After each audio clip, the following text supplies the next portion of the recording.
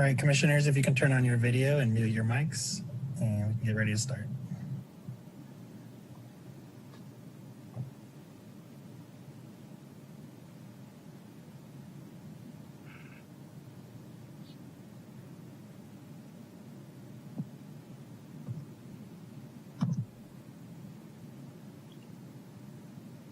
Okay, great.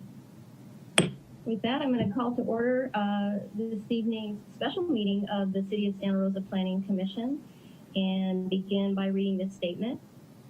Due to the provisions of the Governor's Executive Orders N-25-20 and N-29-20, which suspend certain requirements of the Brown Act, and the order of the Health Officer of the County of Sonoma to shelter in place to minimize the spread of COVID-19, the Planning Commissioners will be conducting today's meeting in a virtual setting using a Zoom webinar. Commissioners and staff are participating from remote locations and or practicing appropriate social distancing. Members of the public may view and listen to the meeting as noted on the city's website and as noted on the agenda. Members of the public wishing to speak during item 4 public comment or during our public hearing items will be able to do so by raising their hand and will be given the ability to address the commission. And with that, I will have our recording secretary call roll. Thank you, Chair Cisco. Let the record reflect that all commissioners are present. Great. Next, let's move to the approval of our October 22nd, 2020 draft minutes. Any corrections to those? Not seeing any. Okay, then those will stand as printed. And next we'll move to a time for public comments, which is a time for any member of the public wishing to address the commission on matters of interest to the commission that are not listed tonight as a public hearing may do so. You may make yourself known to our host that you'd like to speak by pressing your raise hand button if you're on the Zoom webinar. If you're dialed in by phone, you need to dial *9 and you'll be recognized and put in the queue to speak, and you'll have 3 minutes to speak. Okay, I'm gonna go ahead and open public comments and check with our host to see if anyone is wanting to speak. Chair Cisco, no time at this time. No one from the public is wishing to speak or raising their hands, and there are 5 members of the public at this time. Okay. All right. So with that, I'm going to go ahead and close public comment and bring it back to Planning Commissioners report. Any reports tonight? Okay. I hope all of you that wanted to get a hard copy of our environmental document for next meeting have been able to do so. So those are available. Next, department reports. Mr. Rhodes. Yeah, thank you, Chair Cisco, members of the commission. It's nice to see you all. Not much new to report other than I had mentioned at our last meeting that the city was, the PED was working on an urgency ordinance for the glass fire rebuild effort. And I just wanted to advise the commission that that did get approved by the city council last week, so that as an urgency ordinance is effective immediately. So that's the only update for tonight. Okay, good to know. Thank you. Next, statements of abstention by commissioners. Anyone abstaining tonight? Yay. We have no study session nor any consent items. So with that, we're going to go ahead and move on to our only public hearing tonight, item 10.1, which is the public hearing on the downtown stationary specific plan implementation package. And Amy Nicholson will be giving our staff report.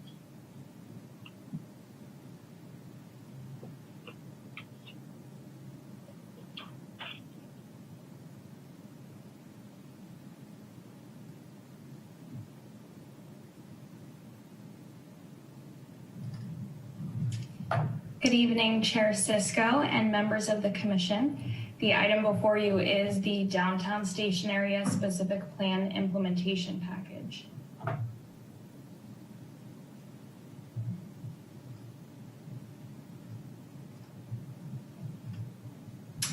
This item includes general and specific plan amendments to reflect council's direction to remove floor area ratio from 12 historic contributor properties within the St. Rose Preservation District.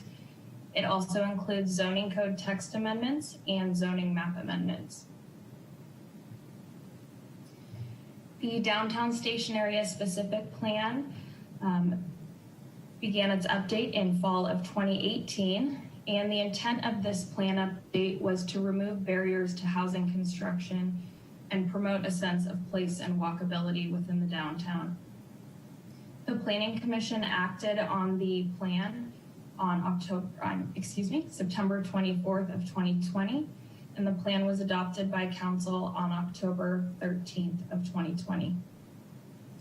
The Design Review Board provided comments on focused zoning code changes at its October 21st meeting. These minor comments have been incorporated into the zoning code text amendments before you. The Cultural Heritage Board will review the proposed zoning code amendments at its November 4th meeting.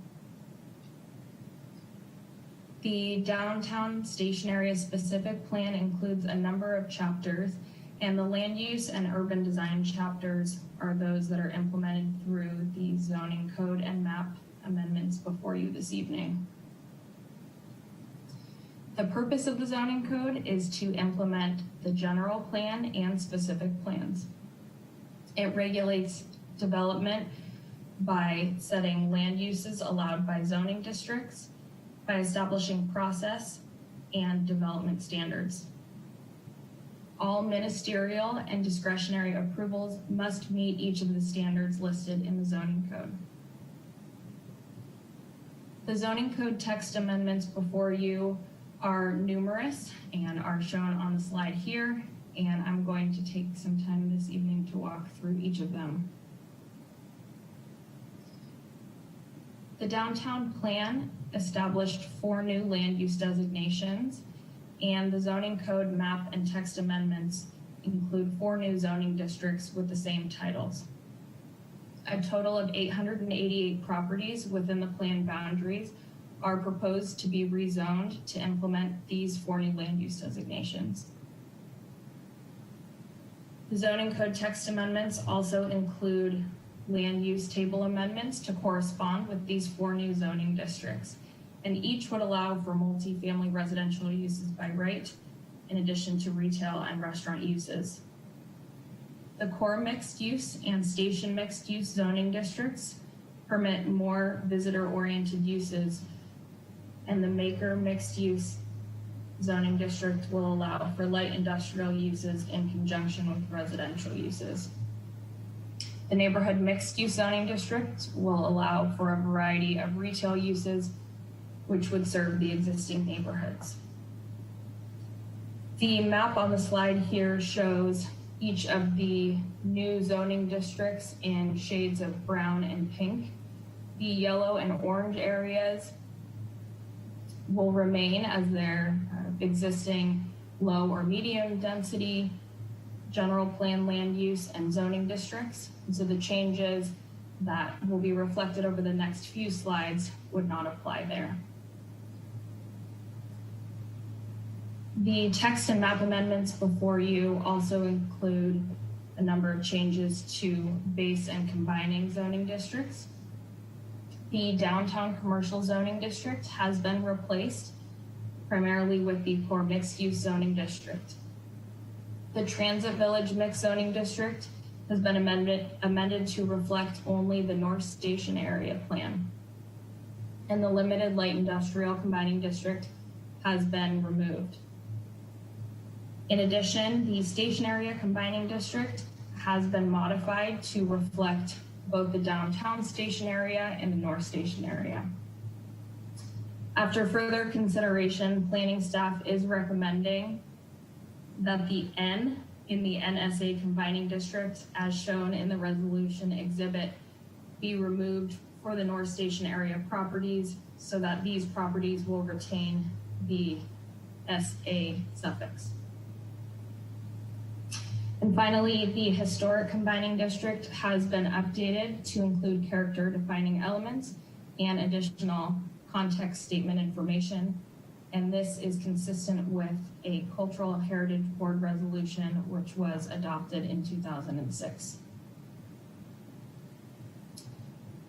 Floor area ratio is introduced to the city with the adoption of the downtown station area specific plan.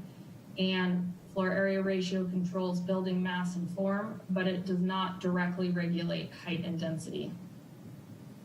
Floor area ratio is measured by total floor area divided by gross lot area. And FAR maximums will be added within the core mixed use, station mixed use, maker mixed use, and neighborhood mixed use zoning districts. And a selection of the floor area ratio map is shown here on the slide. I want to note that floor area ratio has been removed for those 12 historic contributing properties along B Street and 10th Street based on council's direction. And for this reason, height and density standards will need to be applied to these properties through these zoning code text amendments. The downtown station area specific plan includes a number of site design and building placement standards, and these are implemented through the 4 new downtown zoning districts. These standards address building setbacks and tower separation requirements, the location of on-site parking, and also a requirement for shadow analysis along 1st and 3rd Streets between A and D Street. Building design standards are also included in the text amendments and address dimensional relief, the extent of building design, which includes four-sided architecture, and also transparency and ground level elements. The downtown station area combining district is implemented or is applied to these properties which have either the triangle symbol or the orange area, which denotes both transition or overlay areas. I'm going to walk through each of these transitions and also the active ground floor overlay and explain what specific design standards apply in these cases, in addition to those that apply to all properties within the 4 new downtown zoning districts. The downtown transition is applied to segments of 4th and 5th Street and a portion of B Street along the Santa Rosa Plaza. Buildings in this transition zone must step back a minimum of 6 feet above the 5th floor. The neighborhood transition was established to reduce visual impact on most residential areas, in particular those within our preservation districts. These transitions are street specific, and you will notice a table in the text amendments which have slightly different standards depending on the street, and that is to protect the existing development. These standards include more restrictive front setbacks between 6 and 10 feet. Also front building step backs for portions of buildings that are over 3 stories, and daylight planes for buildings that are over 6 stories. There is also a prohibition of surface parking areas between the sidewalk and any building facade. And in cases of new development fronting being encouraged along places like Santa Rosa Avenue, these rear step backs would be applied instead of the front step backs to protect the existing properties to the rear. The creek activation transition is applied to promote the use and visibility of the Santa Rosa Creek. And throughout the downtown plan process, there were 3 segments identified for this activation. Standards include that new buildings would be required to have pedestrian entrances and residential stoops facing the creek. New development would also need to provide pedestrian pathways to connect new development to the existing creek trail network, and at least 1 activating use or 2 activating design features would be required. The active ground floor overlay is applied throughout the downtown plan area to optimize the pedestrian experience. These standards do not regulate ground floor uses, but rather building design. And they're really written in a way to provide maximum flexibility for new projects, and there are a menu of options to choose from. Access to any off-street parking is discouraged from streets that are within the active ground floor overlay. And again, we see the standard prohibiting surface parking between any sidewalks and building facades. The zoning code includes a number of sign regulations, and it does not include any particular regulations for wayfinding signs that would be located in the public right-of-way. The text amendments include a process for these signs to be reviewed, and they can be reviewed by the design review board or the zoning administrator or the director of planning and economic development department when in conjunction with a new development. These signs are intended to be directional, so they cannot include advertising or commercial identification information. As I previously mentioned, the historic combining district would still apply to all properties within preservation districts within the downtown plan area. The text amendments include added character defining elements for each of the preservation districts and cover architectural style, types of building, building materials, and other neighborhood elements. The historic and cultural preservation sections of the code have been amended to reflect the latest revision to the Secretary of Interior standards. We have also added in a number of minor exemptions from the landmark alteration process for projects that are extremely minor and not visible from the public right-of-way, such as the addition of skylights. The design review and landmark alteration process has been amended to reflect a mandatory joint design review board and cultural heritage board concept review. The zoning code currently requires mandatory concept review with just the cultural heritage board for new projects within preservation districts, although the general practice of staff is to have a joint meeting, and so this would codify that practice. The landmark alteration section has been modified to reflect new decision criteria to more accurately regulate new development as opposed to modifications to existing buildings. And finally, the Cultural Heritage Board quorum section has been modified to allow for an affirmative action to include a majority of the quorum present, except for legislative acts, which would require 4 affirmative votes. And this is consistent with the City Council, Planning Commission, and Design Review Board quorum sections. The design review section has also been modified to include a 1-step process for formal design review. Concept design review would still be separate, and this does not include any changes to that process.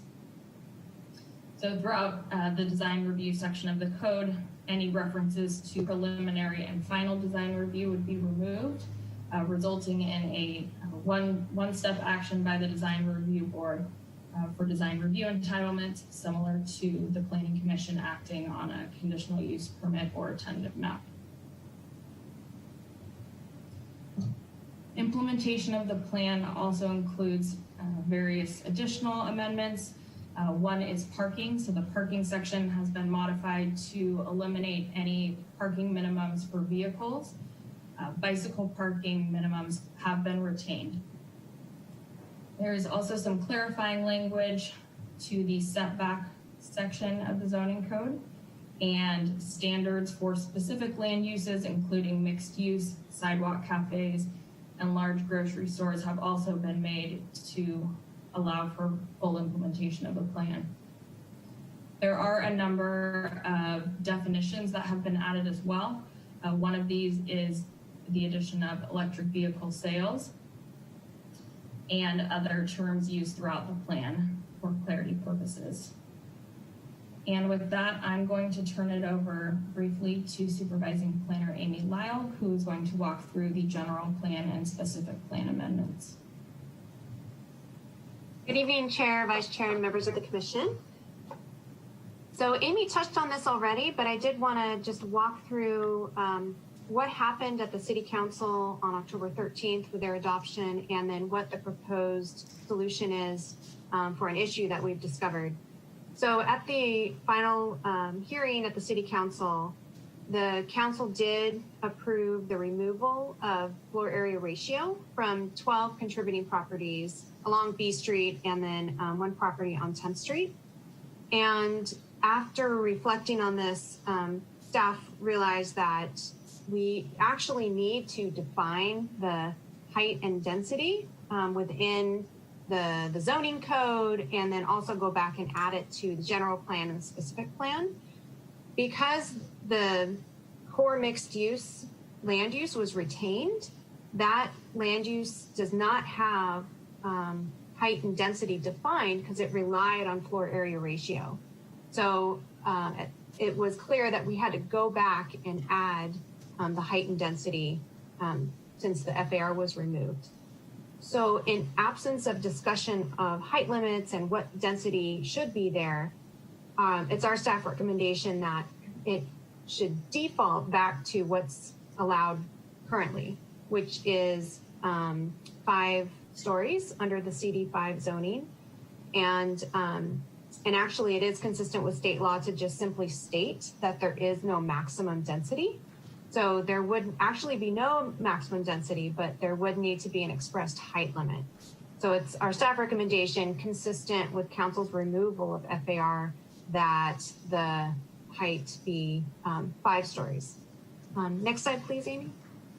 And so the resolution in your package tonight includes our staff recommendation to just clarify this within the specific plan and then within the general plan. It's already stated within the zoning ordinance exhibit and in that resolution. So just for clarity, you've just added a couple lines of what's in that final resolution. And that's really just to state that the maximum height for those 12 properties is 5 stories or a maximum of 55 feet. And with that, I'll turn it back over to Amy.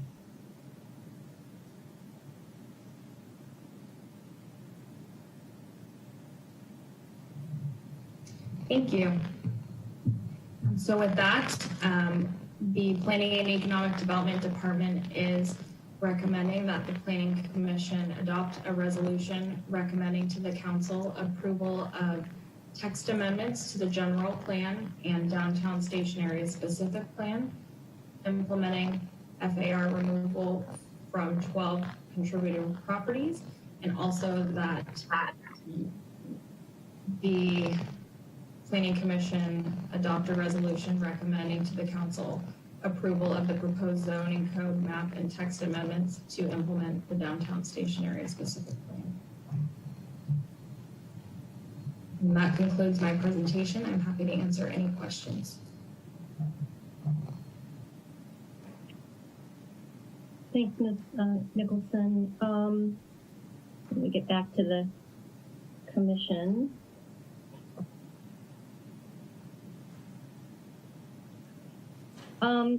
Commissioners, unless you have any just sort of detailed minor questions, I'd rather we held our questions till after the public hearing, because there's just a lot of volume of material here, and I think we could benefit from whatever we hear from them prior to our questions, if that's okay.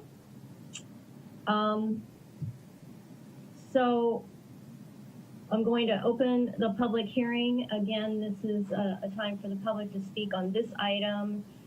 If you are in the queue and you want to hit your raise hand button, that will alert the host that you are wanting to speak, and you'll have 3 minutes. If you're dialing in, hit *9, and the same will be true. You'll be recognized and allowed to unmute and speak to us for 3 minutes. So with that, I'm going to go ahead and open our public hearing and see what our host has to say.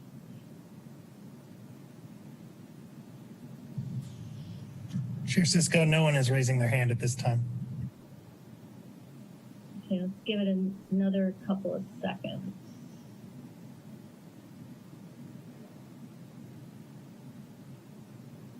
All right, we have a few hands raised. Okay. We're going to start with Denise Hill. I've given you permission to unmute yourself and speak. You have 3 minutes. Hi, everybody. Denise Hill with the St. Rose neighborhood.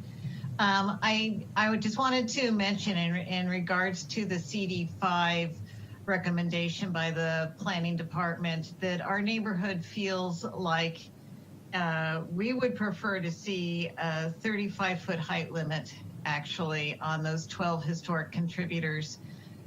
We feel that by taking a CD5 approach, you actually are putting kind of a target on those contributors that someone might buy a couple of properties up and tear them down just to go ahead and do the CD5. And I realize we have historic guidelines for our H district, but we've seen that happen this year. So we're very concerned that we want as much protection as possible. So we're strongly suggesting that it go to a CD or to a height limit, a max height limit of 35 feet, which allows for a variance to be filed if somebody wants to go higher than that, but it is in keeping with what is actually there as far as the 12 contributing properties to our historic district. I would also say that if you listen to the council amendment and discussion when they brought this up, and it was brought forward by one of the council members to exclude the FAR on these historic contributors, that the intent was clear that they wanted to protect the contributors and our historic district. And so I think the strongest protection for in respect to that would be if we could go with a height limit of 35 feet, which we have discussed with the planning department, several members, including Bill Rose, and they say that that is possible. And so I'm hoping, and we're hoping, that you'll go ahead and consider that the full protection would be a height limit of 35 feet and not at the CD5, which allows you to go to 5 stories. And 35 feet is closer to 3-story height. And of course, anything that's higher than that, and there's only 1 or 2 contributors, if there was some disaster and they were destroyed, that property owner is well within their right to build to the height it was originally. And so it doesn't have to, they don't have to conform to that 35-foot height. But certainly what's out there is mostly 2-story, 1 and 2-story residential homes. And I think 1 or 2 apartment complexes from the 30s that are within the 35-foot height limit now. So it is with keeping with what we've got going now. So we'd really appreciate it if you would consider our request, and there may be a few more people from the neighborhood who are going to speak to this. Thank you. Thank you, Denise.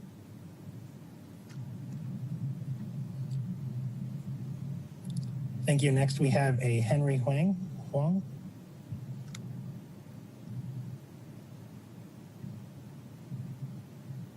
If you can state your name for the record, please.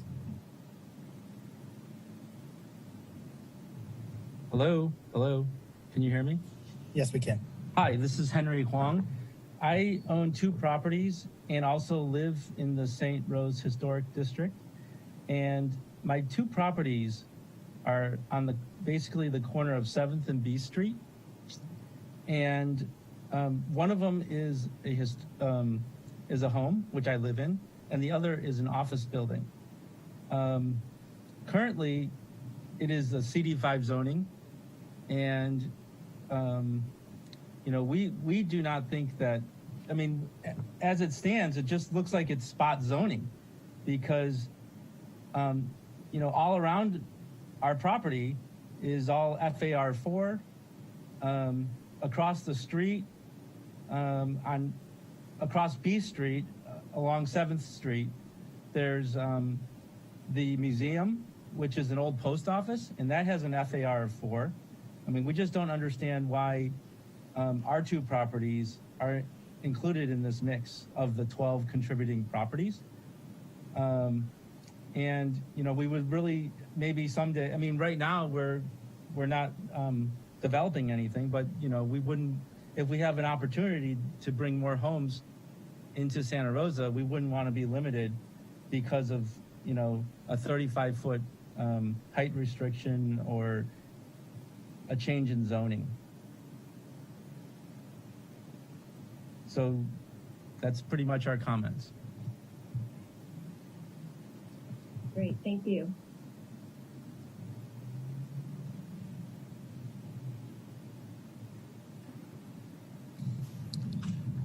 Thank you, Henry. Next, we have a Greg Parker.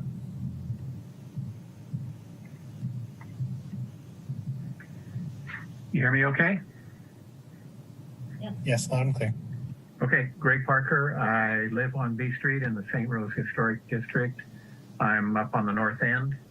And as Denise mentioned, what the city council is trying to do is help us protect the historic district. It's a preservation district, and to us that means something, that we don't just develop the edges up so much that it no longer appears like a historic district. So with that in mind, she mentioned the removal of the floor area ratio. I think she did. But they needed a height density. And so they wanted to get, from listening to Amy earlier, she was saying they wanted to get rid of the CD designations, and we went back to a CD5. And so what we're trying to do is we came up with a happy medium between what the city council proposed. They actually wanted to remove the FAR and put low density single family on that whole stretch, and obviously that didn't work. So we've come up with a 35 height limit with a variance, so they couldn't go higher. Core mixed use remains, FAR's gone. And one of the issues that is coming up, and I believe the previous speaker spoke to it, is SB 330, state law prohibiting downzoning if it decreases the density. And from talking to staff, there's a couple of things.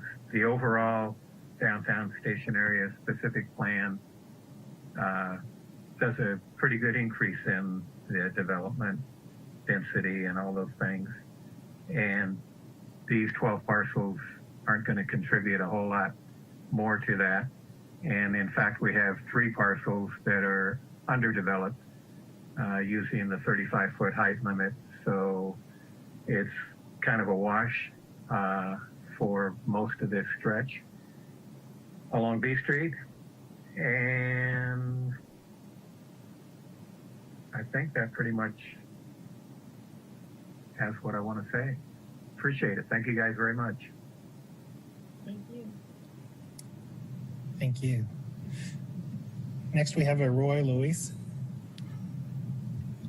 You can state your name for the record, please. Yes, my name is Roy Lucine. I also live in the St. Rose District. And I want to first of all thank Amy and Bill for their endless patience in explaining many details in a very complex situation to us. And that they've been very helpful, both of them, in helping us understand the limits of what we're dealing with. But I can only really reaffirm what Denise and Greg has said. The figure of 35 feet was part of the original historic combining district guidelines that we read, and that formed the basis of why 35 feet. And the question of the downzoning, also Greg has already stated. What I was going to bring up was that there is a pathway to allow for a certain amount of downzoning in the overall, in a global overall upzoning, if I can use that expression. So other than that, I think that's about all the issues. I would say that we understand that with development, new development, that preserving in perpetuity beloved structures on private properties is not really possible. But what we would like to do is to preserve the visual architectural integrity of our historic district. And that is where our emphasis is on the height factor, because a building can be extremely fine-tuned to and sympathetic to the character of a neighborhood, but height itself can disrupt all of that, all the desired continuity of a vision of a neighborhood. So again, thank you, Amy and Bill, and thank the commission for hearing my words. Thank you. Thank you. Thank you, Roy. With that, Chair Cisco, no one else is raising their hands. Okay. With that, I'll go ahead and close our public hearing. And staff, we're going to need quite a bit from you with what we've heard. And we may need to hear from Ms. Crocker on the downzoning issue. So let's go ahead and start with, well, you heard the questions, but Ms. Hill's suggestion about the 35 feet height limit and the fact that that's possible. Could you give us a description of how we might take that up if it's possible?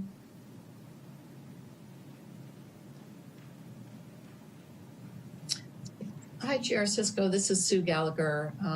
Ashley Crocker is out today ill, so I am filling in, and I'll give a little bit of background, and then I know that Ms. Lyles is also very well positioned to speak to this as well.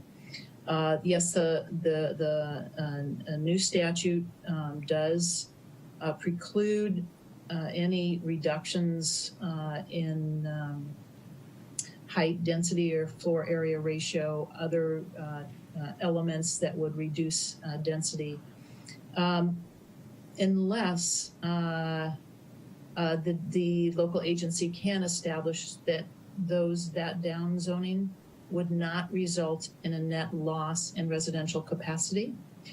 And given that the downtown station area plan includes substantial upzoning of many properties, we do believe that we can make those findings if that is the direction that the Planning Commission would like to go. We will need to make those findings, do some calculations, but given this proposal affects 12 properties, and again, there are many other properties within this single action of the downtown station area plan that will ensure no net loss in residential capacity. And Amy, I don't know if you want to add anything to that, or Mr. Rose. Yeah, I'll let Bill reply to that. Thank you. Sure, I'd be happy to say a few words. Thank you, Sue, and also thank you to the neighbors for their kind words. We did have several, I think, very productive conversations with members of the public that live in the area, have properties in the area, on both sides of this argument. Yeah, everything Sue said, we're very aware of the provisions in the law for the downzoning and how there has to be no net loss in density. We certainly think that's covered with the overall increase in density through the station area plan. I think the specific reason for the staff recommendation is that the night of the council meeting, for any of you that watched it, we actually had to take a break and kind of think about what it was that was being asked. And after the meeting, we went back, listened to the audio, watched the meeting, and it was clear that the direction was to remove FAR. And so that's why you have the recommendation that you have tonight. We did not hear specific direction to go further. Oh, we're losing it. Can you hear me now? Yeah, you might have to go back and restate some stuff. We lost it, and it's all important. What was the last thing you heard? You were discussing that you took a break and had to process what was going to happen here. So. Okay, I'll turn my video off. Maybe that'll help. Okay. What we heard, the direction from the council was to remove the FAR. So that's why you have the recommendation you have tonight. That did leave us with then the need to figure out what the development standard would be and what the density would be, since it was being directed through FAR. And what we concluded was the best thing was to go back to what was there originally, which is why you have the development standards of the CD5. So that said, if the commission determines that a height limit of 35 feet is appropriate, then yes, we would have to make the additional findings indicating that there is no net loss in density based on that action. So we're able to do that if that's what the commission wants, but the specific direction was not given to us by the council to do that. One other thing, it was mentioned about a variance. That could be the option. That could be the way that if you did have a 35-foot height limit, somebody could proceed with a variance request. I think as the commission is well aware, we don't see many requests for those. When we do, it's a very high threshold to actually be granted one. So it's, the unusual circumstance, it's the hardship findings, it's several findings that are very difficult to make. But that would be the remedy to then be able to go up above 35 feet if that was the maximum allowed by zoning. Okay, and what about Mr. Wong's position of owning 2 of those properties and, his issue that it's spot zoning and he's surrounded by FAR4, et cetera? What would be our response for him? Well, I think that because it's a little bit larger area, it's not just one property or 2, it's kind of a whole block. It actually, I think it spans several segments of a block. And so it didn't appear to us to rise to the threshold of being considered spot zoning. So because of its scale.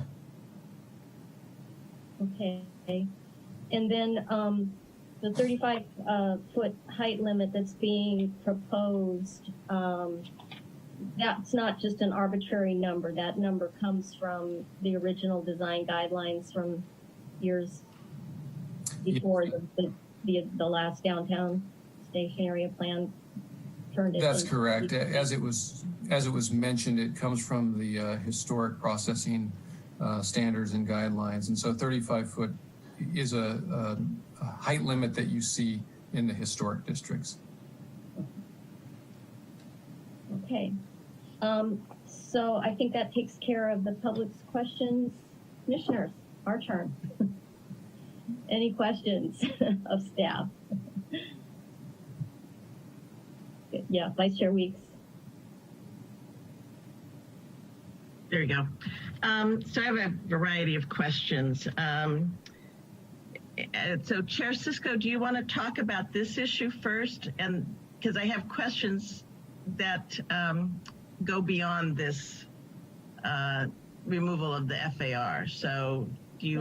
What I want right now is questions from the commission. We won't take up that discussion until we get to the resolutions. Okay. So if you have questions about that are deeper than what the answers we got, fine. But let's just stick to questions in general, and we'll worry about how we discuss it when we get to that point. So my first question has to do with the section in the zoning text amendments regarding restaurants on sidewalks. And I wondered how that played into 4th Street's closure right now and restaurants in the parking places, in the parklets. And so anyway, if you could address that was one question. And then the wayfinding, which I think is great. One of the things I do want to mention is at the Open Government Task Force meeting on Thursday night, they talked about including Spanish on the signs as well, and wondered how that could be added, or if that would be just part of the process of approving those wayfinding signs. Okay, you answered the City Council's direction. Then the last question has to do with the owners of the properties where the FAR were removed. Have they all been notified that this is happening, which I'm sure they have been, knowing how good you guys do noticing. But what have the majority of the owners who are removing, who have the FARs removed, feel about this? So I think that was, for now, that's all I have. Thank you.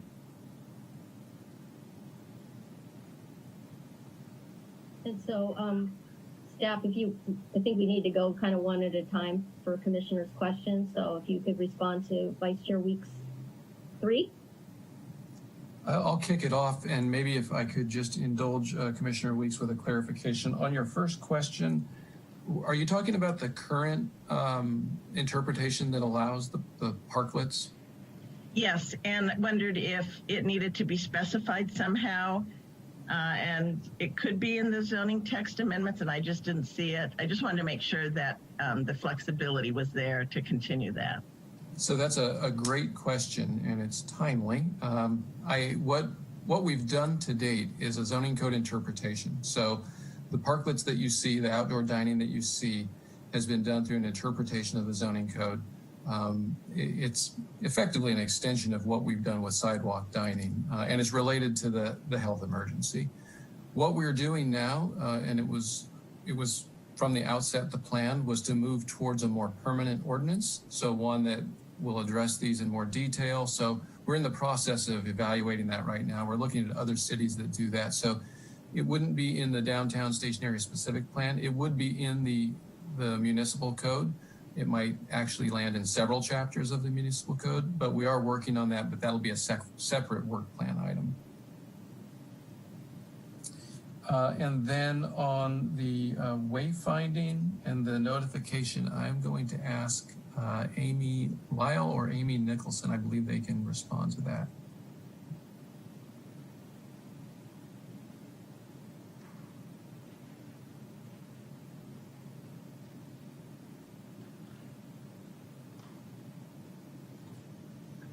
This is Amy Lyle, so I'll respond to the noticing question.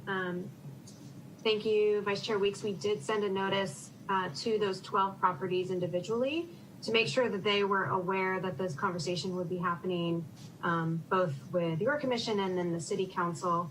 We have done outreach to those property owners who we have already established relationships with through the downtown specific plan effort. And you've heard from most of those folks tonight.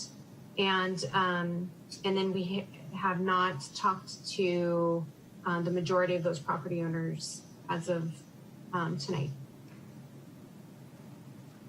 And then Amy Nicholson, are you able to answer the question on the wayfinding?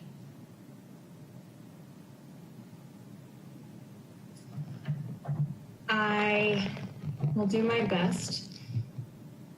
The downtown plan does call for an overall plan for wayfinding signs. We don't have a detailed plan provided at this point. I would imagine that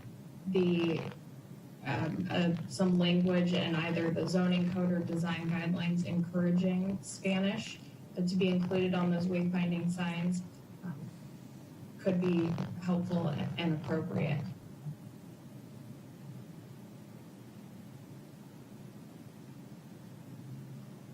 Okay, Commissioner Duggan, you had your hand up, I believe. Yeah. Yeah, I've got a couple of questions. So Amy, I know originally the Cultural Heritage Board was going to have a joint meeting with the Design Review Board to hear about this, and they're not going to have their meeting until later this week. So what happens to their comments? How do they get incorporated? Or if we make a decision tonight about these historic properties and they have a different take on it, if they want to see something else, like how do their comments get incorporated? So that's one question. And then the other question is the thing about the electric vehicle sales. I know we have a special zoning district for regular combustion engine auto sales on that largely land down on Auto Row and Santa Rosa Avenue. So why singling out electric vehicles? And if we do single out electric vehicles like this, does that prohibit somebody like Chevrolet who has an electric vehicle? Can they set up a storefront just for those vehicles, or are they required to stay on Auto Row because they have a fleet that's got other gas combustion engines? So those are my two main questions.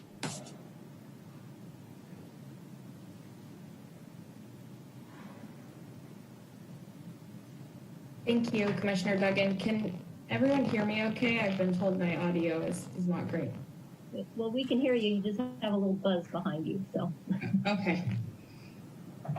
As it relates to the Cultural Heritage Board comments, those will be forwarded along to the council before the council acts on the zoning code text amendments on November 17th. Unfortunately, we had some quorum issues, and we originally had the Cultural Heritage Board slated to comment on the text amendments prior to this meeting. As it relates to electric vehicle sales, the definition included in the zoning code text amendments is pretty limited to the kind of design or layout of those EV sales operations. So they would be very different from a classic automobile dealership with surface lots with inventory of cars to be sold. The only types of vehicles that would be allowed as a part of the EV sales operation would be display models and those that had previously been purchased and ordered and were waiting for pickup. So any type of EV sales company that could meet those requirements would be allowed within the 3 zoning districts within the downtown plan. Otherwise, it would not be allowed.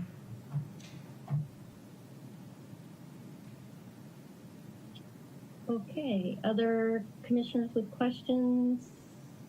Commissioner Peterson, did you have your hand up prior? Okay, I'll let you.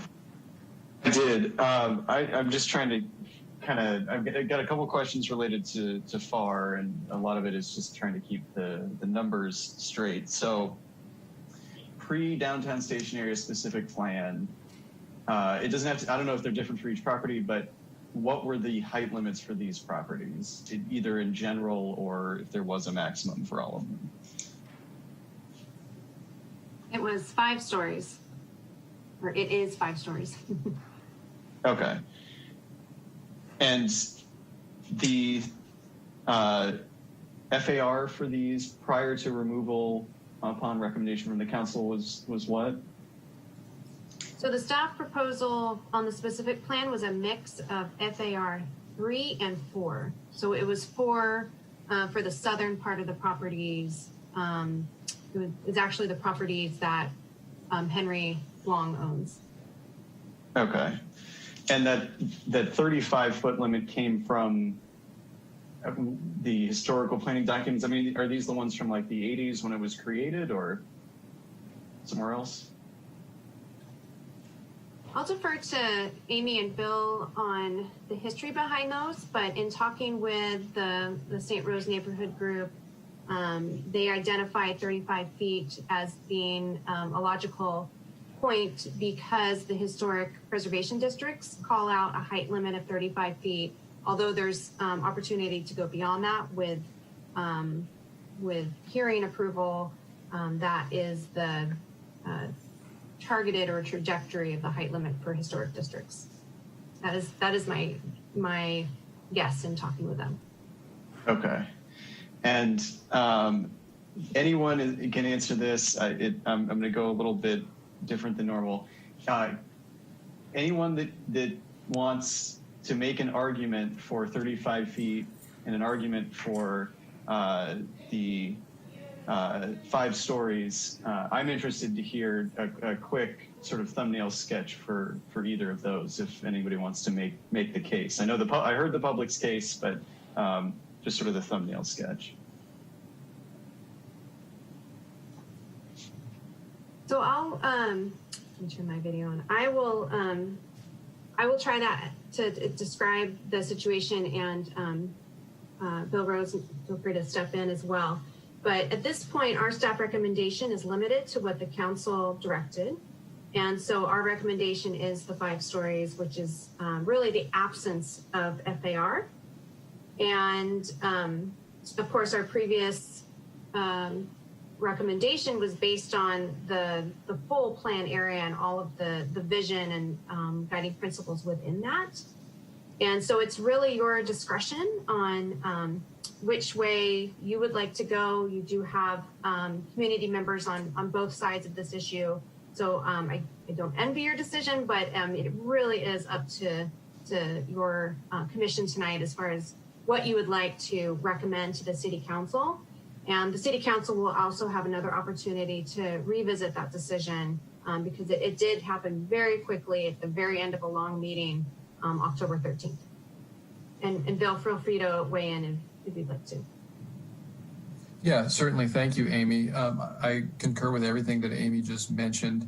And I'm actually trying to get the code section that references the 35 feet. It is a threshold. It is a standard that is used. But as Amy indicated, there's a mechanism to exceed that right now through additional findings through the landmark alteration permit process. And I can get that code section and review it for the commission here in just a moment. The difference here with the proposal that's been presented by the neighbors tonight is that the variance would be the option to do that. And it's a higher threshold. So the end result could very likely be the same, but the process to get there is much different. So it's not to say that you still wouldn't go through the process that we have now with the additional findings, but you would just be doing it through the variance findings instead. Okay. Commissioner Duggan, I see you, but I want to see if anybody else has any questions before. Okay, Commissioner Carter. Yeah, when we started this discussion, the understanding was with the removal of the FAR, there had to be some sort of development standard guidance, and that would be, per staff's recommendation, the reversion to the CD. But there is also this historic overlay, which has a 35-foot guideline within it. Am I correct in all that to this point? I see nodding. Anyway, my question would be, how complicated would it be to incorporate the 35 feet and still have the CD, which I'm assuming we'd need for guiding other development standards on these properties? Is it possible procedurally to make that minor change without having to go back and make other revisions to the CD zoning text? That would be my question. Yes, this is Amy Lyle again. So funny in the virtual meeting, just see our videos pop in and off. So we are able to facilitate a change tonight if you do wish to move from our staff recommendation. So we do have, if your decision is to go lower than the 5 stories, then we do have an additional finding related to SB 330 that we would recommend that you make. But you do have flexibility in what you do, and you also have flexibility in where that occurs. So it doesn't have to be all 12 contributing properties where you make a change, just to complicate things a little further for you. Okay. Anybody else before Commissioner Duggan? Okay, Commissioner Duggan. I think this is true, but I would like correction if it's not. But largely in a residential district, which the St. Rose district largely is, isn't it true that 35 feet is the maximum height limit? I mean, if somebody tore down the house next door to me and they wanted to rebuild, isn't 35 the maximum height that they could build to?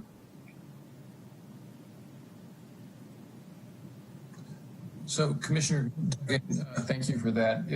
If the commission pleases, I'd like to read the section of the code that's relevant to this discussion, and I'll do this quickly. So it's in the zoning code. It's regarding height limits within the H combining district. And it says, in an effort to preserve and enhance neighborhood character within designated preservation districts, height limits within the combining district are more restrictive than the height limits of the primary zoning district. Height limit. No structure within the H combining district shall exceed a maximum height of 35 feet and 2 stories, except as provided in subsection E3C. E3C says increased height. A structure may be approved with a height over 35 feet or 2 stories, provided that, and then there are two findings effectively. The review authority finds that the increased height does not detract from the character of the preservation district or any adjacent contributing properties, and the review authority may require conditions of approval that pertain to the placement of screens, excuse me, the location and type of openings, the location and projection of sun decks, porches, balconies, patios, and similar architectural amenities to enhance or preserve the residential privacy of the proposed structures and of any adjacent existing or anticipated residential structures or uses. So those findings, if they can be satisfied, that's the mechanism to increase the height above 35 feet versus, as we've mentioned previously, the variance findings, which would be the alternative.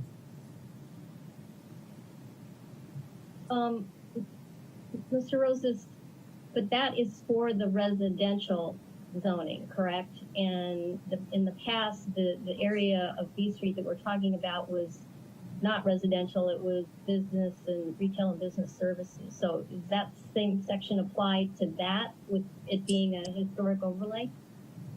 Yeah, I'm looking. I think it's just the H combining district, but if you give me a moment, I will look for that and see if there's any distinction.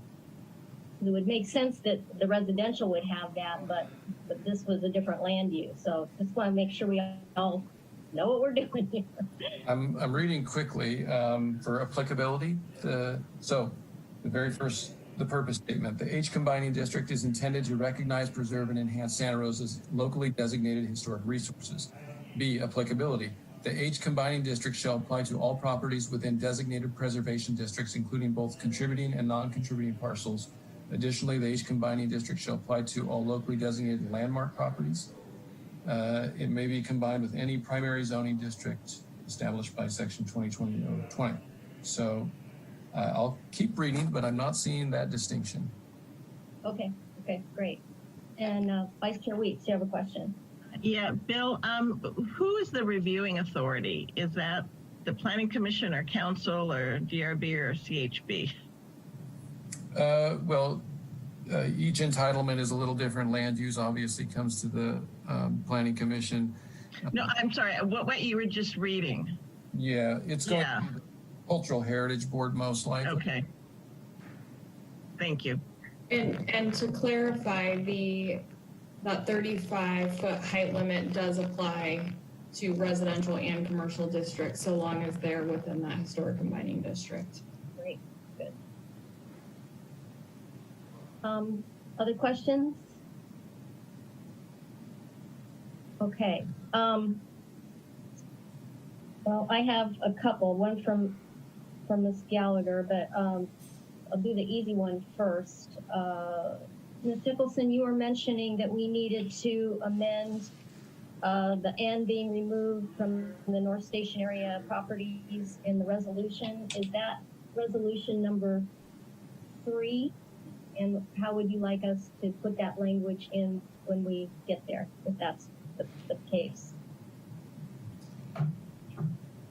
Yes, let me pull up. It would actually apply to the exhibit for the zoning code text amendment resolution.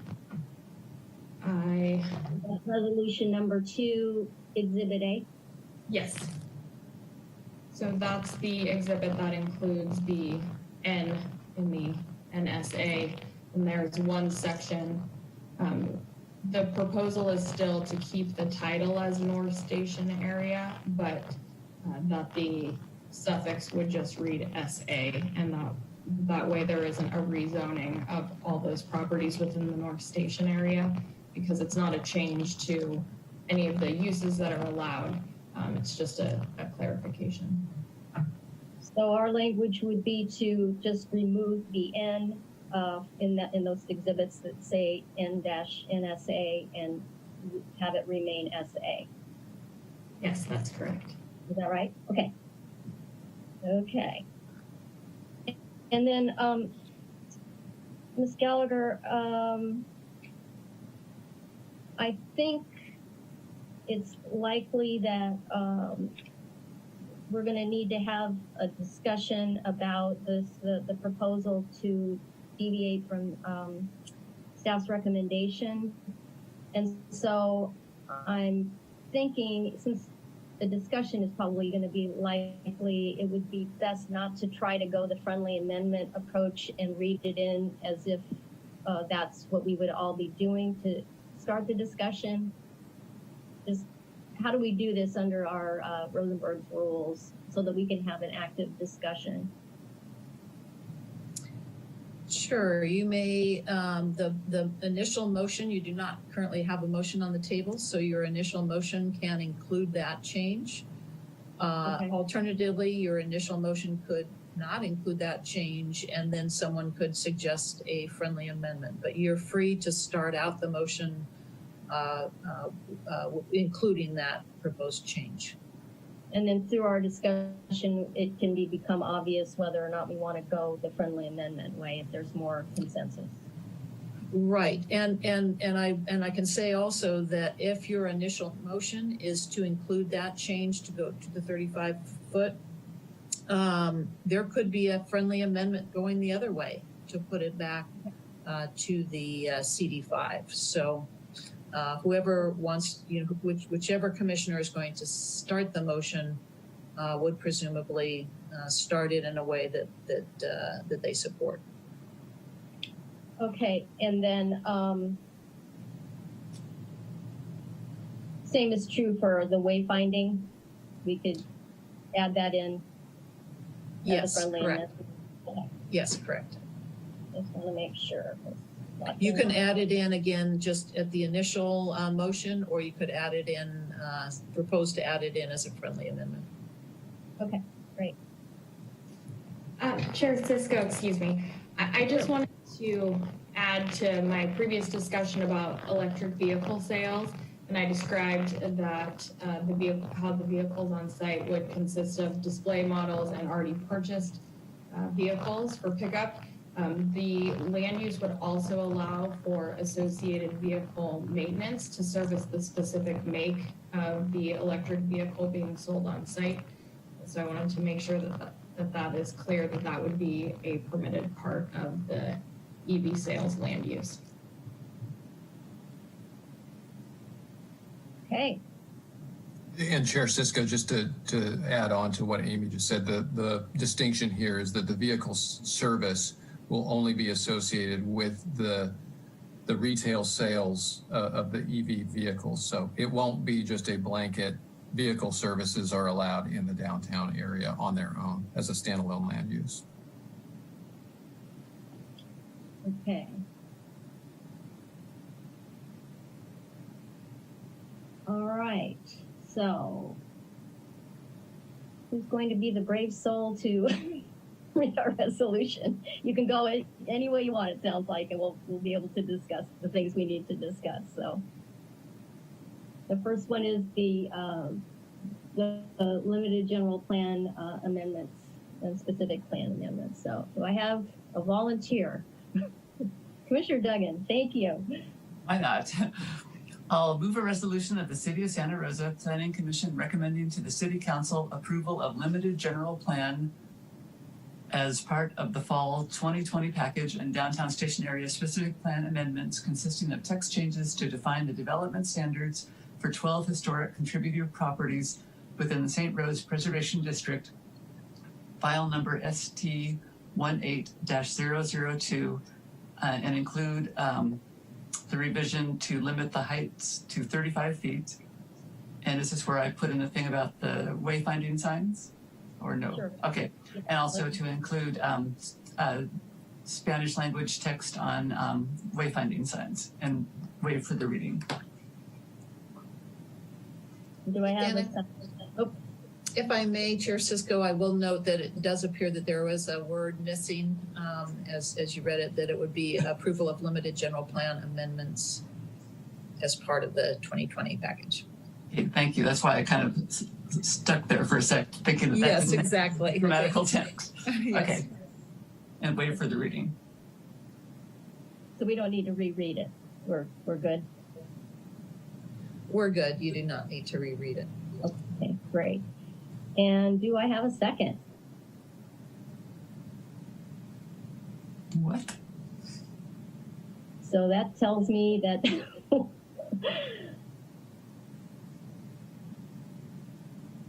so do we need to then move to reading the resolution without those amendments? What is this telling me? I got no second. Yes, so that resolution did not get a second, so it does not move forward. So you can invite an alternative motion to start the discussion. Okay. Would somebody like to move a different resolution that does not include the revision to the heights in the B Street properties and include the Spanish language amendment? In other words, just read the resolution or add in whatever else you might want to add in. Okay, Commissioner Carter.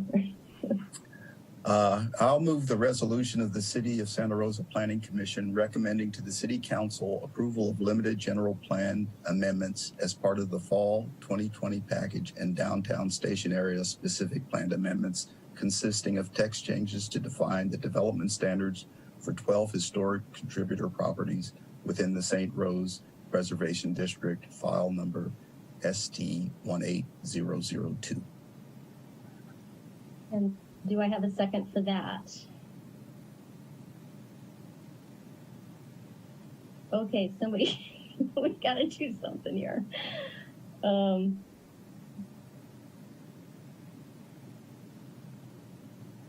So if I don't have a second for that one, does somebody have another resolution they want to read? Yeah, Commissioner Peterson. So I apologize. I really am trying here to track exactly what is in front of us. So if somebody maybe from staff can walk me through Commissioner Duggan's and then Commissioner Carter's, because I think one of them has to be worth discussing. So I think I'm just missing a piece here. Chair Cisco, this is Bill Rose. I'd be happy to do that. I think what we're seeing is the proposal or the lack thereof of the 35-foot height restriction. So as it stands, the resolution that staff has presented includes a height limit of essentially 5 stories. You've heard from the neighbors tonight. The discussion has kind of been put on the table about restricting that further down to 35 feet. And by doing so, it creates the different scenarios that I've discussed previously. So the question at hand now is we simply need a motion and a second to start the discussion. So as the city attorney mentioned, it can go either way. It can include the 35-foot restriction on its face, or it does not have to.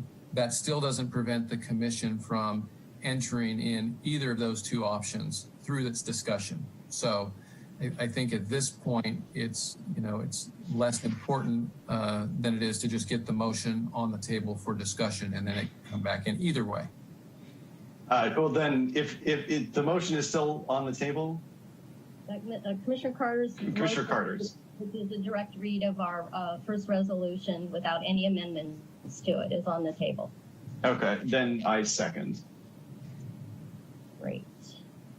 Okay, so that resolution was moved by Commissioner Carter, seconded by Commissioner Peterson. Commissioner Peterson, you want to start?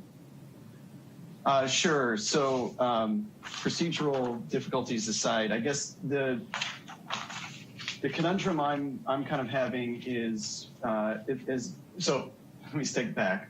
Overall, I think the resolution as written, with the exception of the height limit, is fine. I have no issues. I think the wayfinding thing and making that bilingual is great. So that's sort of where I'm at. On the height limit and trying to put some meat on the bones for the council's direction is where I feel a little pinned down.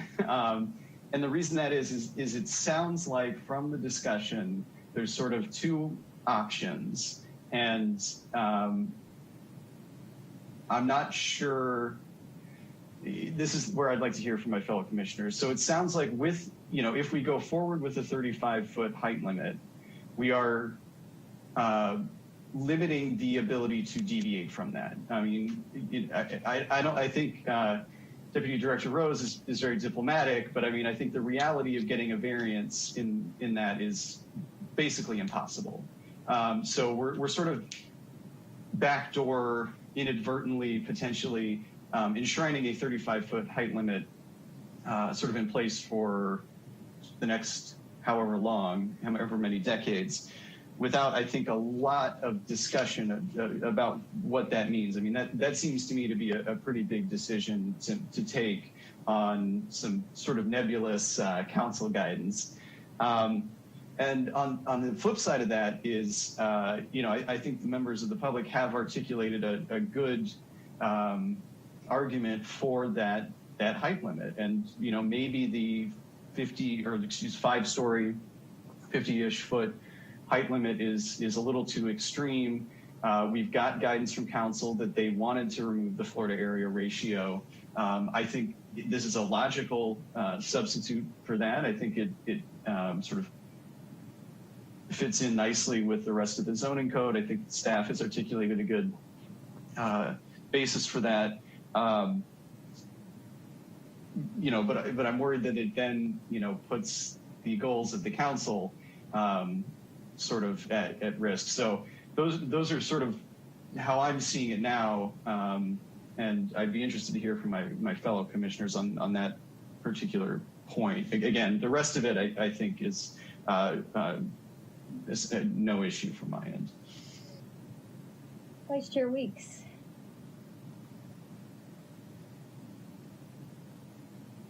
Well, I am also in a quandary, and part of it is having watched the council meeting that night and seeing, staff was doing yeoman's work trying to figure out what the council was wanting to get at. And to be honest, I don't know if they realized by eliminating the FAR what was going to happen.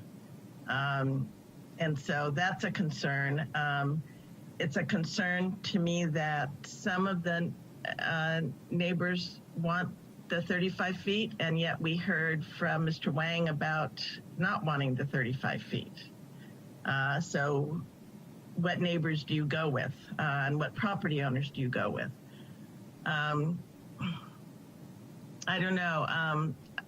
I don't know if there's a way to explain this clearly and succinctly to the council, whatever action we take that would help them make the final decision. I guess because of the council's direction that night, I'm leaning towards the 5 floors. Is that what it? Sorry.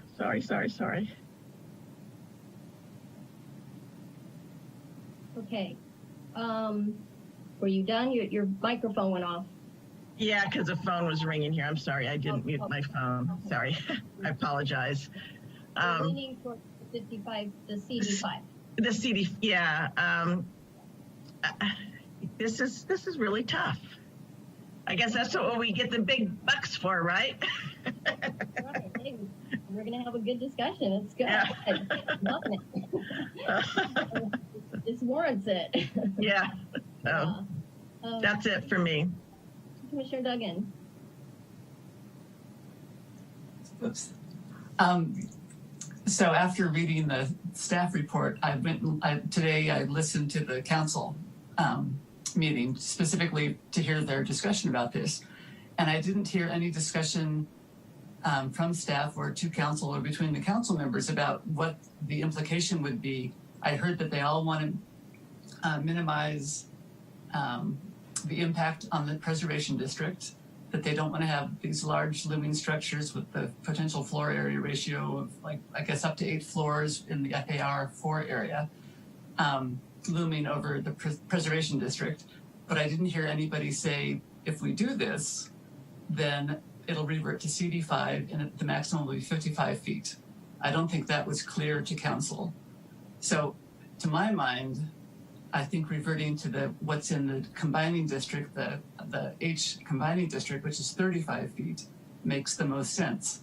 And if council gets our discussion after this and they're walk through it and they want to change it, I think that's fine. But I think absent that, because there was no discussion about what height limit would result by removing the FAR from these 12 properties, that I want to go back to the combining district standard of 35 feet, because there is a mechanism, however difficult, to apply for and build a taller building. And I'm also in support of the wayfinding signs being dual language. I think that's a good add. Mr. Collier. Chair Cisco, this is Bill Rose. Yeah. If I might just, Sure. sorry to interrupt the discussion, but I wanted to touch on what Commissioner Duggan was just referencing. Okay. Is that the combining district, it has its kind of I guess you could say a baseline height limit of 35 feet. And so the distinction here is that the 55 feet is a maximum height limit. It's not, and to get there, because those properties in the H district have that 35 feet, they have to make those additional findings. So I hope that I was clear earlier, but I think that's what you were referencing as you just explained that. So I wanted to just add that as hopefully a clarification. Hopefully it doesn't confuse it further, but it's essentially a 35-foot baseline height limit per the H district up to a maximum of 55 feet, provided these additional findings are made. That's how it has been prior to the downtown station area plan, and that's what would be with the staff recommendation as presented tonight. Okay. Mr. Collier. Yeah, thank you, Deputy Director Rose, because I had the exact same question that I was just going to ask after listening to Commissioner Duggan. That, from my understanding, is that what is existing currently is the CD5 designation, and that is also what staff recommendation is. And if we were to change that to put that so as 55 feet being the maximum and 35 being the minimum, or if we were to change that, would be 35 feet, and then if you wanted to get a variance, you have to go through that process. Like as Commissioner Peterson said, is a very difficult process to go through and a different level of findings needed. So I appreciate that clarification. I'm leaning towards staff's recommendation, along with the addition of dual language on the wayfinding. And I think that makes the most sense, because I feel like for the argument that has been made that if somebody wants to, because the reality is, as currently these properties are at the CD5 level at the moment. So if someone was going to go in and build a 5-story building, they could have done that in the last 5 years, and that would have been the exact same process could happen in the future. So I feel like I am going more towards staff's recommendation on that. Commissioner Krupke. Like Commissioner Collier, Deputy Director Rose's clarification helps me out a lot in kind of figuring out what direction I want to go. First, I mean, the dual language, I absolutely agree with that on the wayfinders findings. I just think that I'm also, after that clarification, leaning towards staff's recommendation, but I just think it needs to be clarified more for council when it goes in front of them, so that I think we're all had a little bit of confusion right now trying to piece everything together as what was being discussed versus what's possible versus what's the way it is now. So I think it just needs to be clarified, or not clarified, a little more clear. I guess those are both the same thing, but before it goes in front of council. So, but yeah, as of right now, I'm going to lean towards staff's recommendation as well. Okay.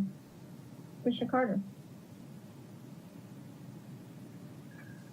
Yeah, I mean, my intention, in reading staff's recommendation was precisely what Mr. Rose clarified for us all, is that we do have the protection of the H combining district, and 35 feet is what that limits it to. And there is discretion on the city's part to go beyond that, but with certain findings that have to be made. And I'm, for one, am comfortable with that sort of limitation because I think it provides more flexibility.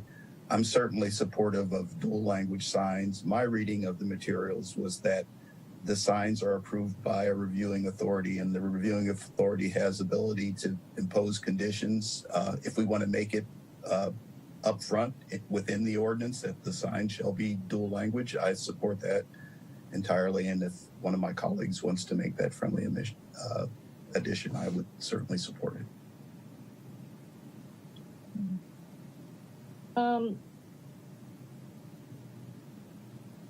Yeah, this is an interesting discussion.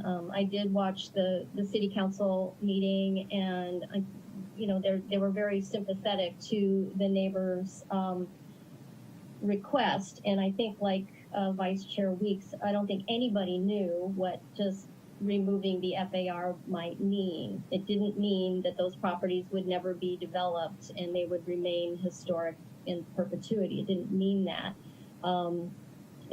They're developable, and so they need development standards. I have a couple of issues with reverting it or going to a definite 35 feet limit, and that's that suddenly we're in the position of being looked at as potentially downzoning, and that puts cities in the position of having to make findings and prove that they're not, and that really concerns me a lot.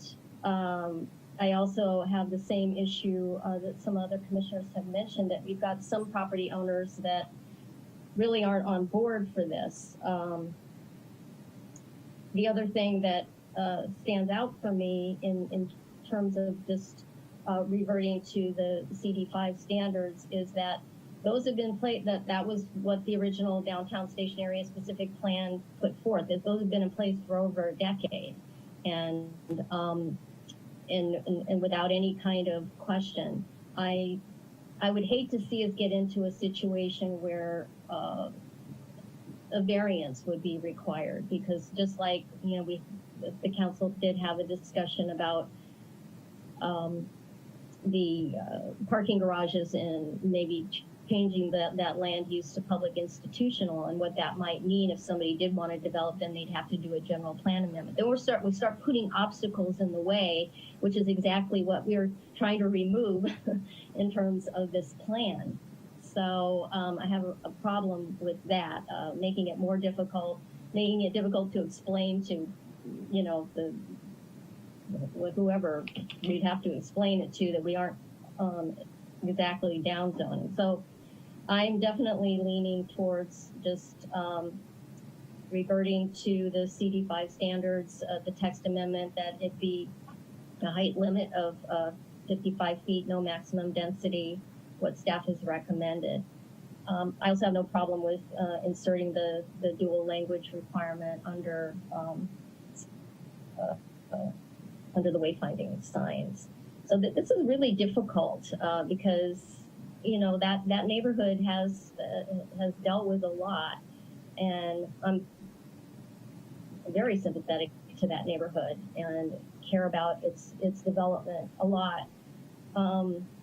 But this isn't going to the CD5. Staff's recommendation isn't changing anything that hasn't already been there for the last 10 years. So I'm more comfortable with that than taking a more drastic move, which might mean greater explanation from review authorities and/or an obstacle to development. So, Commissioner Peterson, do you want to say anything more? No, I think that discussion was very helpful. Okay. And Commissioner Duggan, you want to say anything more? No, also just that Mr. Rose's clarification was helpful as well. Okay. So we have that motion moved by Commissioner Carter and seconded by Commissioner Peterson. Would anyone like to introduce the friendly amendment for the dual language under the wayfinding signs? And then we seek Carter and Peterson's permission to do that. Vice Chair Weeks. I'd like to make a friendly amendment to include wherever applicable that the wayfinding signs are in English and Spanish. Okay, and so Commissioner Carter, are you in agreement with that? Yes, I am. And Commissioner Peterson, you're in agreement with that? Yes, I am. Okay, so that goes in as a friendly amendment. So any other discussion before we vote? Great. So again, that was moved by Commissioner Carter, seconded by Commissioner Peterson, including that friendly amendment. And will our recording secretary take our votes, please? Yes, Chair Cisco. As usual, we'll go in alphabetical order, starting with Commissioner Carter. Aye. Commissioner Duggan. Aye. Commissioner Kalia. Aye. Commissioner Okrepke. Aye. Commissioner Peterson. Aye. Vice Chair Weeks. Aye. And Chair Cisco. Yes. And so that passes with 7 yeses, or 7 ayes, however we want to say that. So next we move to resolution number 2, and this is the one where we would be amending this Exhibit A to remove the N from NSA. And so would somebody like to move that resolution, including that amendment? Mr. Weeks. I move a resolution of the Planning Commission of the City of Santa Rosa recommending to City Council approval of zoning code text amendments to implement the downtown station area specific plan, file number REZ 20-008, and amend Exhibit A to remove the N from the NSA wherever applicable. Second. Okay, so that was moved by Vice Chair Weeks with that amendment, seconded by Commissioner Duggan. Any other discussion on this resolution? Not seeing any. Mr. Maloney, you want to take our votes? Yes. Commissioner Carter. Yes. Commissioner Duggan. Yes. Commissioner Kalia. Yes. Commissioner Okrepke. Yes. Commissioner Peterson. Yes. Vice Chair Weeks. Yes. And Chair Cisco. Yes. And so that passes with 7 yeses. And we have one more resolution, number 3, for our, I can't see that far. So would somebody like to read that resolution?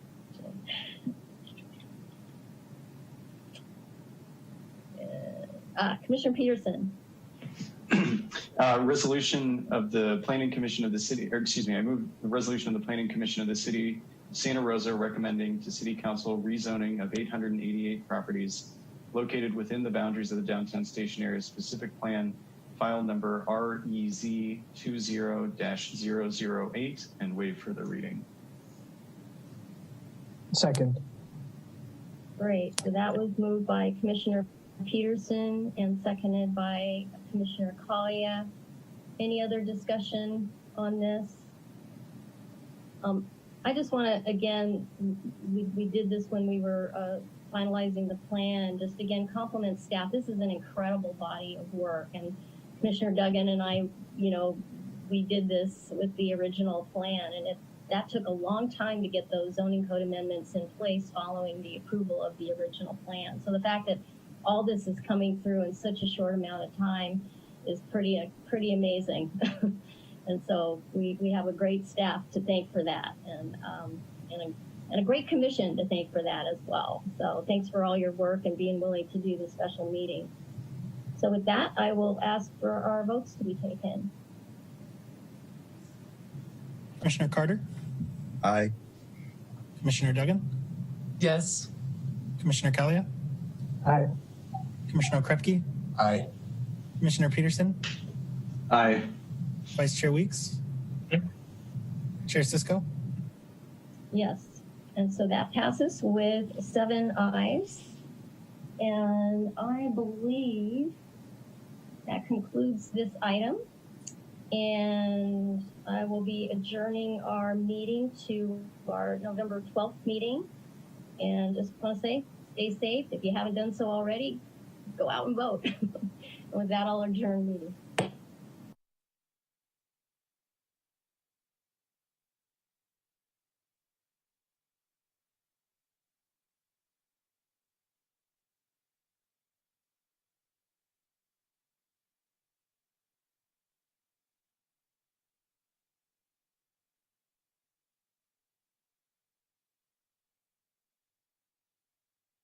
Okay, well then, we don't have